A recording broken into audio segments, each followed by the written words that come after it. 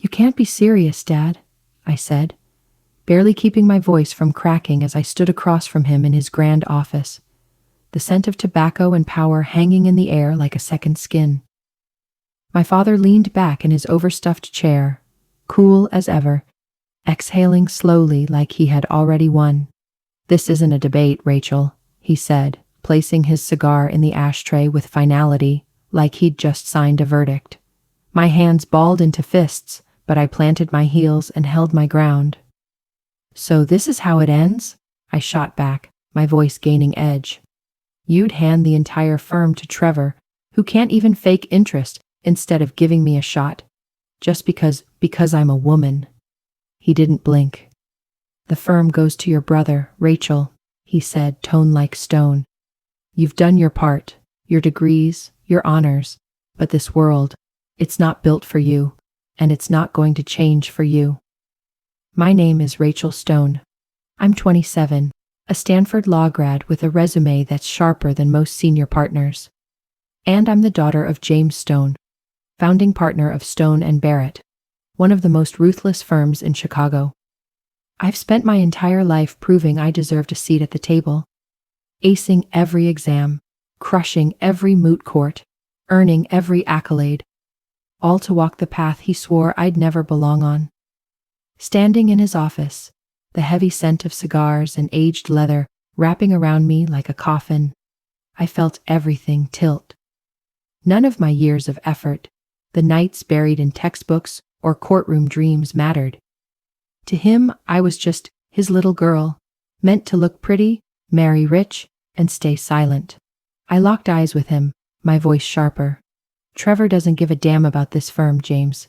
He's careless, lazy, barely slid through a second-tier college. He wouldn't know a merger from a meltdown, and you know it." He let out an exasperated sigh, massaging his temple like I was a stubborn child.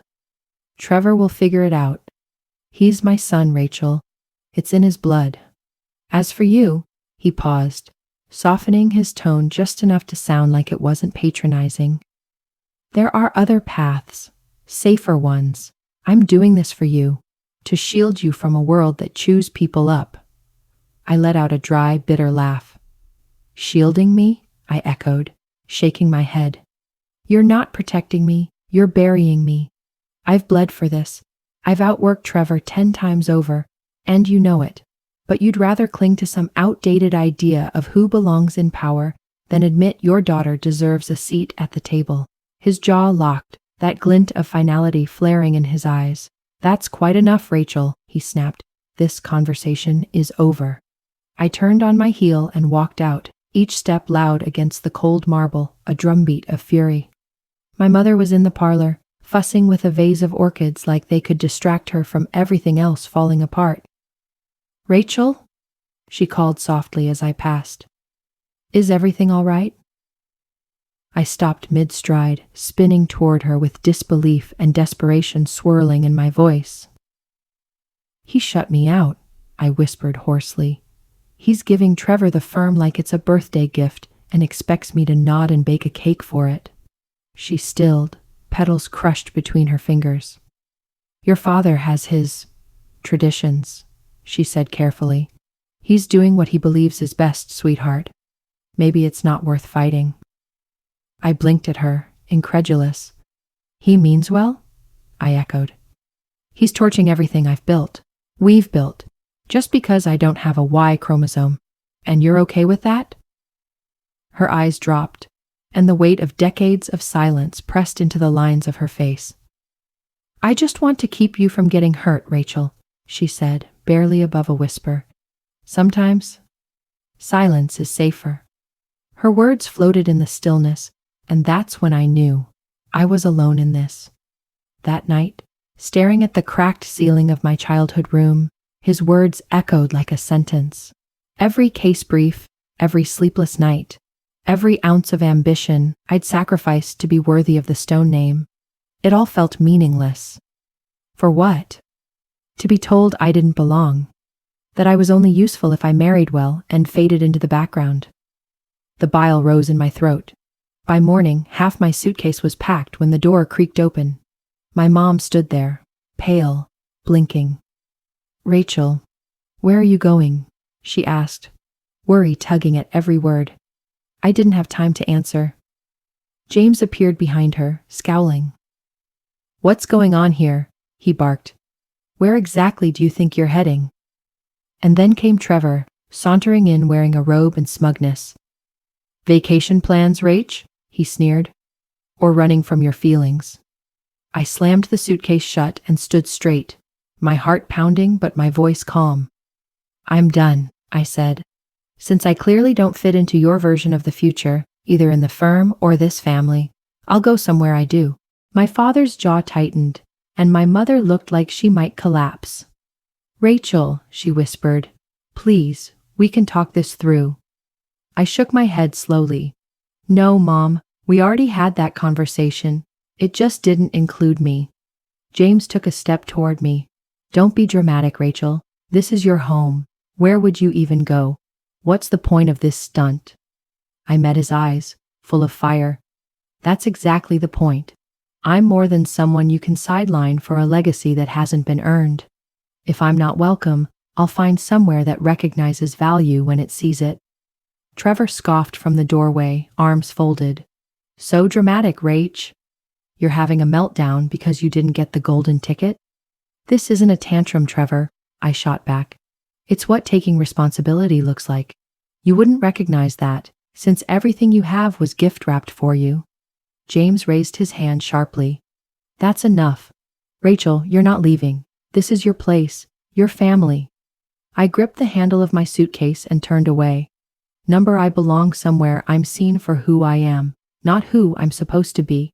I walked straight past them, suitcase in tow, each step down the marble stairs louder than the silence that followed.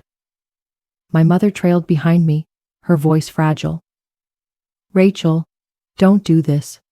We can fix this. Together." I paused at the foot of the stairs, looking back at the woman who had never fought for herself. "Mom, I love you, but staying won't change anything. Pretending won't either." James stood stiffly above us. Trevor lounged on the railing like he was watching a bad movie, bored and unmoved. I opened the door, the morning light blinding. I turned back one last time. "When you're ready to see me for more than just a woman with a ring-sized future, you know where to find me." And I left. The cold air slapped my skin the second the door clicked shut, but in that moment I wasn't scared. I was finally free. A few days later, I landed an interview at one of the top firms in Chicago. They didn't care that I was James Stone's daughter. All they saw was my resume and my fire. When I walked through their doors, I wasn't Rachel Stone, the girl from a powerful family.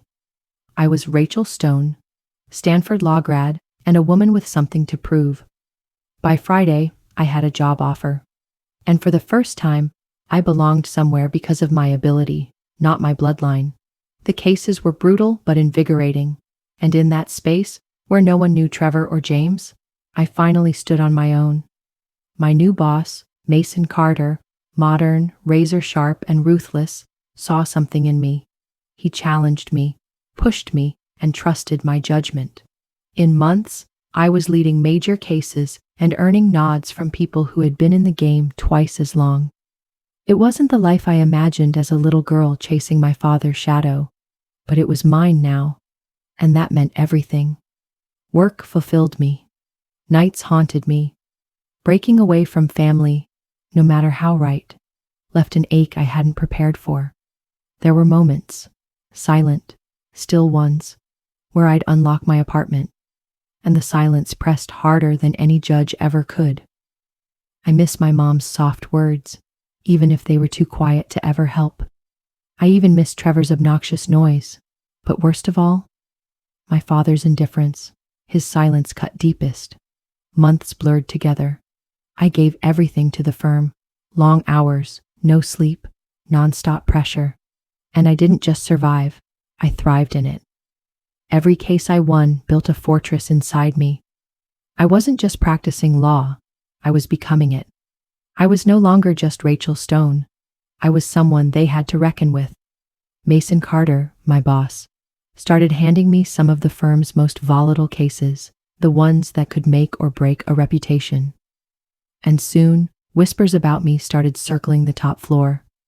I was becoming one of Carter and Briggs's fastest rising stars. But it wasn't just my title that changed. I stopped second-guessing myself, stopped looking over my shoulder for my father's approval. I was finally operating on instinct, my instinct. Every client win, every late-night breakthrough was a middle finger to the idea that I was just James Stone's daughter. No, I was Rachel Stone, and I was building something that didn't belong to him. It belonged to me. One afternoon, Mason called me in. His office was modern, minimalist, no ego on display, just focus, like the man himself. He motioned for me to sit, then leaned back with that calculating stare of his, the kind that always meant something big was coming. "Rachel," he said, voice calm but sharp, "I've got something for you. It's heavy. Press attention, huge stakes, and I think you're ready." I raised an eyebrow. "All right.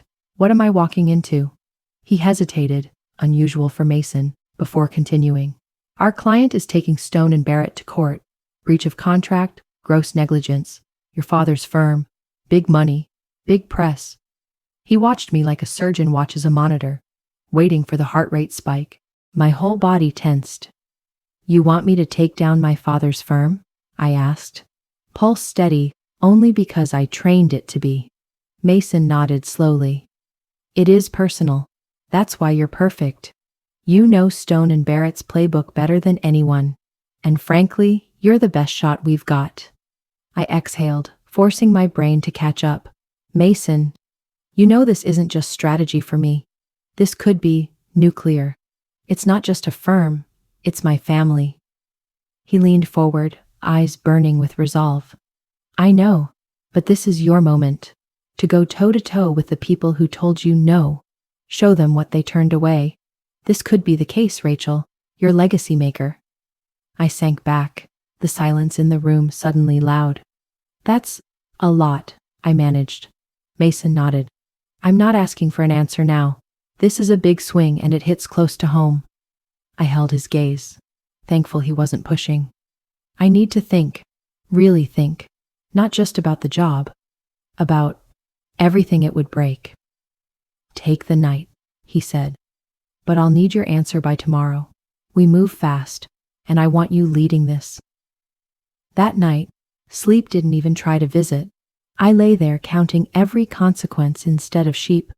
If I took the case, I'd be going to war with James Stone, the man who had disowned me with a signature and handed my future to Trevor like a party favor.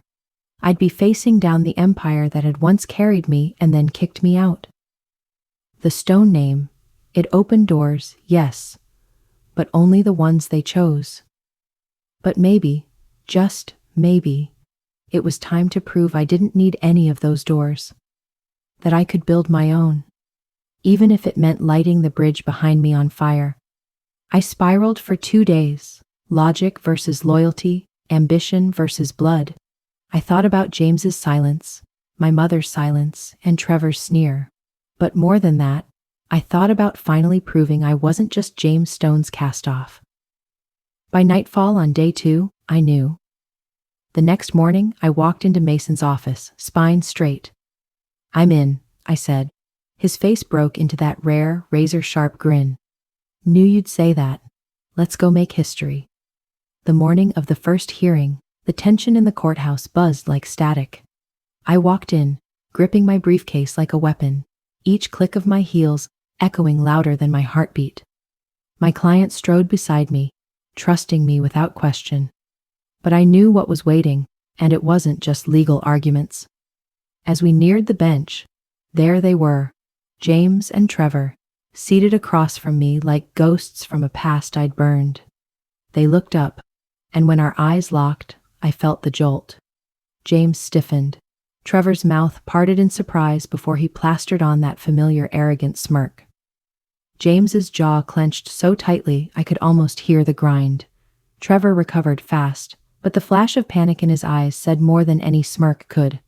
I calmly placed my briefcase on the table and stared right back. I didn't flinch. I didn't blink. This was my arena now. I wasn't here to reconcile. I wasn't here to be acknowledged. I was here to win, and nothing they did would shake that. James's expression flickered, just for a second, but he buried it fast, murmuring something to Trevor. Didn't matter. I had prepped for this moment like my life depended on it.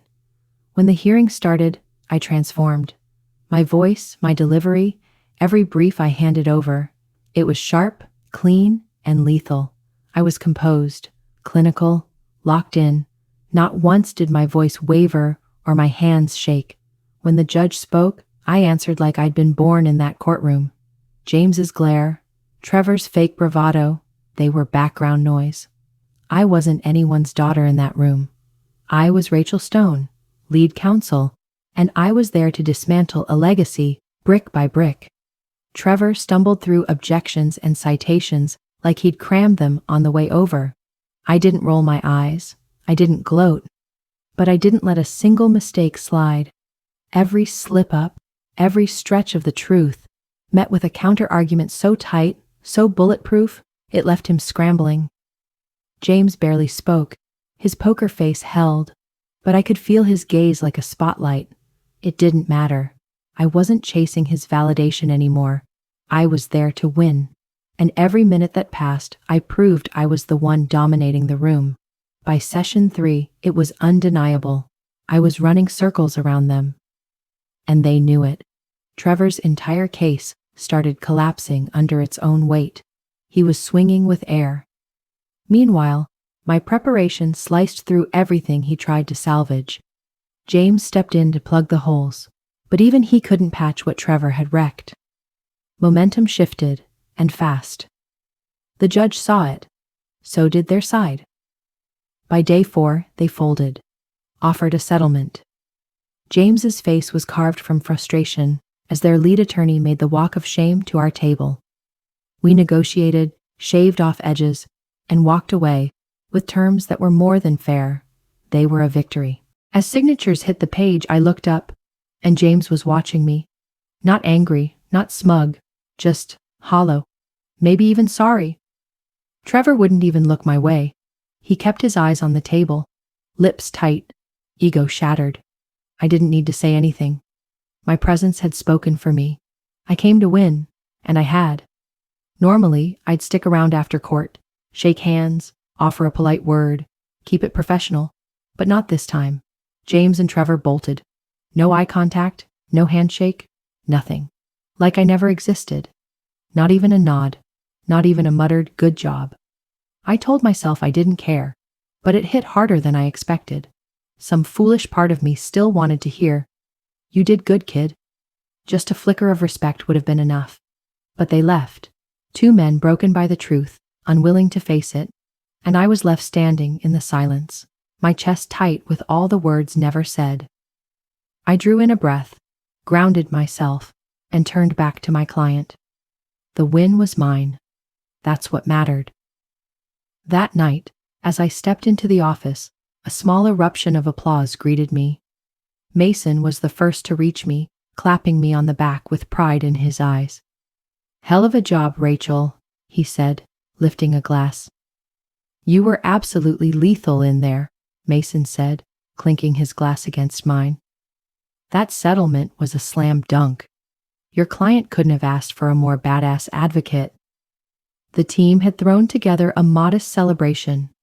Champagne, a few cheers, and enough food to call it a party. My client dropped in mid-toast, grabbed my hand with both of theirs.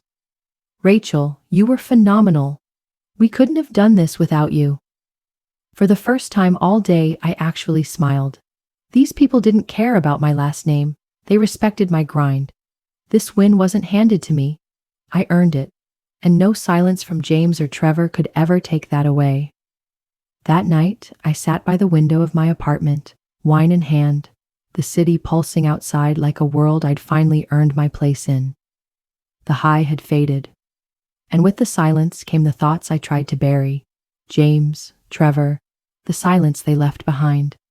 I kept replaying the hearing like a film reel. James's jaw clenching tighter with every argument I won. Trevor avoiding my eyes like a kid caught cheating. I thought they'd lash out, fight me, argue. But silence? That cut deeper than anything else could have. I'd spent years chasing one moment, where James Stone would look at me and say, "You belong here, in the firm, in the legacy, in his world." And now, after defeating them in court, I couldn't tell if I'd proven myself or just proven I never needed them. Did they finally see me as Rachel, the attorney, or just the walking proof of everything they got wrong? The questions stayed with me, tangled in the glow of the Chicago skyline. Could bridges that burned so clean ever be rebuilt? The next morning, the hum of phones and fast footsteps greeted me like any other day.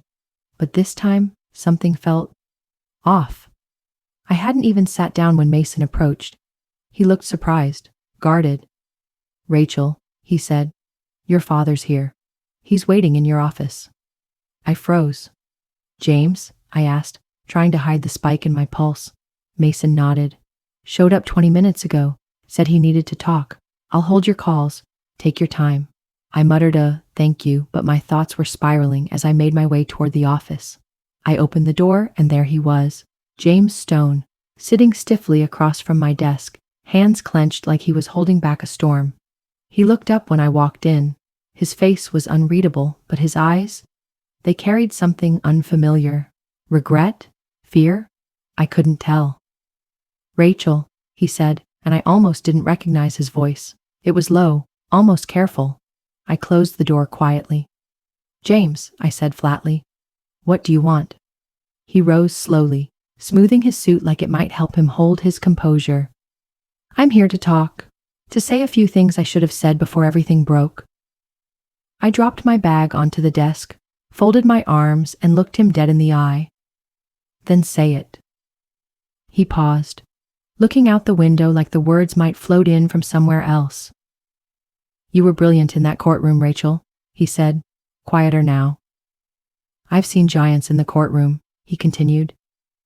"But what I saw from you, it was precise, focused, unstoppable. There was no doubt who owned that case." His words hit harder than I wanted, but I didn't flinch. I waited. "I spent too many years thinking legacy meant tradition," he said, voice cracking a little. "That a son should inherit the empire, even when the daughter was the one who built her own. I forced Trevor into a role he never wanted and wasn't built for. I ignored what was right in front of me. You." He raked a hand through his hair, eyes tired. "I was wrong, Rachel. You've outworked everyone, including me. You earned it all. And I failed to see it. I failed you." I blinked, caught off guard. This was the same man who'd spent my entire life minimizing my ambition, nudging me toward a life of quiet dinners and strategic marriages. And now he was standing here, admitting he'd been wrong. "Why now?" I asked, keeping my tone even. "Why say this after the damage is done?" He didn't look away. For once, his expression held no pretense. "Because I saw it, Rachel, what you can really do, and I realized how wrong I've been. Trevor's not ready, might never be, but you've shown you're not just capable, you're meant to lead." He stepped forward, voice low, almost uncertain. "Come back, Rachel. Come back to Stone and Barrett. It needs you. I need you." His words hovered like a challenge. I'd spent years aching for this moment, fantasizing about hearing exactly this. But now that it was real, I wasn't sure if I wanted it anymore. "And Trevor?" I asked, voice measured. "What happens to him in this new plan of yours?" James's jaw tightened, but he nodded. "He'll stay, but in a role better aligned with his strengths. This isn't about him, Rachel. It's about finally giving you what you earned." I exhaled, letting the weight of it land. "I need time," I said, steady. "This isn't something I can rush. Too much has happened, and I need to decide what's right for me now." He nodded slowly. "Take what time you need. I just needed you to hear this." Finally. He walked to the door, then paused, turned back. "Rachel," he said, and this time his voice cracked slightly. "I don't think I've ever told you this, but I'm proud of you.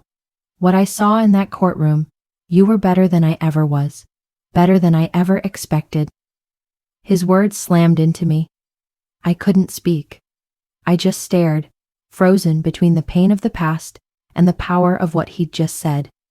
He gave a small, uneasy smile, then turned and walked out, leaving the door and years of silence ajar. I sat down, stunned. And those words played over in my head like a haunting chorus. Better than I ever was.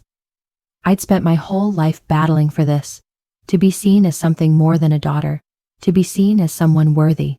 And now, with those words finally spoken, the pride swelling in me wasn't just for him, it was mine. And it was long overdue.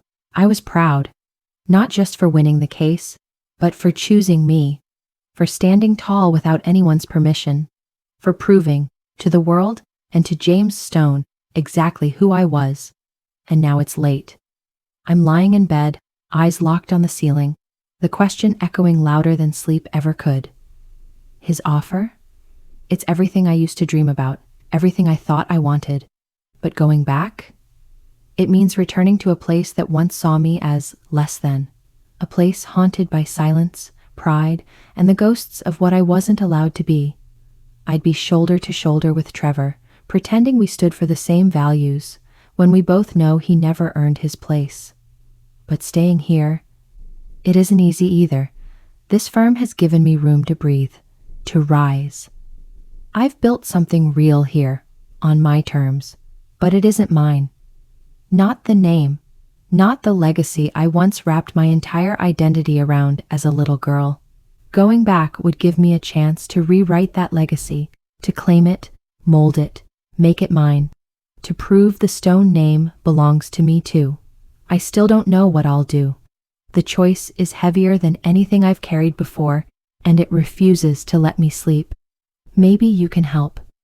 If you were me, standing at this crossroads, what would you choose? Let me know in the comments.